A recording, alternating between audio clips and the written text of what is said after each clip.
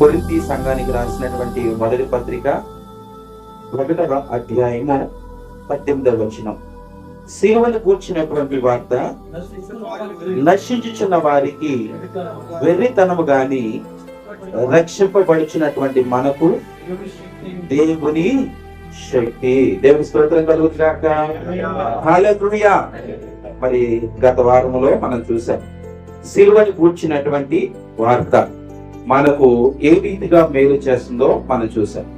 సిలువను కూర్చున్నటువంటి వార్త ఏ రీతిగా ప్రజలకు మేలు చేసిందో మరి 3 అంశాలుగా మనము ధ్యానించాము. అపోస్తలుడైనటువంటి పేతురు గారు 3 ప్రసంగాలు చేశాడు. ఆ 3 ప్రసంగాల్లోనూ సిలువను గురించే బోధ చేశాడు. హల్లెలూయా. యేసు ప్రభు యొక్క సిలువను గురించి, యేసు ప్రభు యొక్క సిలువ మీద విజయాన్ని గురించి, ఆయన పునరుత్థానాన్ని గురించి మరి ఆయన తెలియజేసినప్పుడు ఆ సిలువ కూర్చున్నటువంటి వార్త మొదటిగా ప్రజలకు ఏ రీతిగా మేలు చేసింది? ప్రజలను రక్షణలోనికి నడిపించింది. దేవుని స్తోత్రం చెల్లించండి. హల్లెలూయా. రెండవదిగా స్వస్థతను కలుగు చేసింది. దేవుని స్తోత్రం చెల్లించండి. మూడవదిగా సిలువ కూర్చున్నటువంటి సువార్త ప్రజలకు పరిశుద్ధాత్మ శక్తిని అనుగ్రహించింది. 3 చోట్ల వేరు ప్రాంతాల్లో ఆయన ప్రసంగం చేసినప్పుడు కేవలము ఆ సిలువను గురించే ప్రసంగం చేశాడు.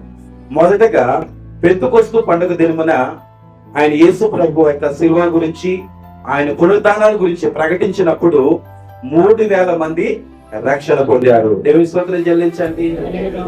అదే రీతిగా యెరూషలేము యొక్క దేవాలయములో చేరి యేసు ప్రభు యొక్క సిలువను గురించి, ఆయన పునరుత్థానాన్ని గురించి ప్రకటించినప్పుడు అక్కడ కూడా 5000 మంది రక్షణ పొందారు. హల్లెలూయా.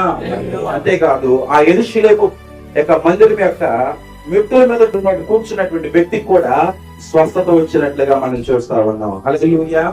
మూడవదిగా ఆయన కొర్నేలి ఇంటిలోనికి వెళ్ళి అదే సిలువ కూర్చున్నటువంటి సువార్తను, ఆయన పునరుత్థానాన్ని గురించి ప్రకటించినప్పుడు ఆ కొర్నేలి ఇంటిలో ఉన్నటువంటి వారందరూ కూడా, ఆ యొక్క బంధువులు గాని, ఆ స్నేహితులు గాని, ఆ ఇంట్లో చేరిన ప్రతి ఒక్కరి మీద కూడా పరిశుద్ధాత్మ కుమ్మరించబడింది. దేవునికి స్తోత్రం చెల్లించండి.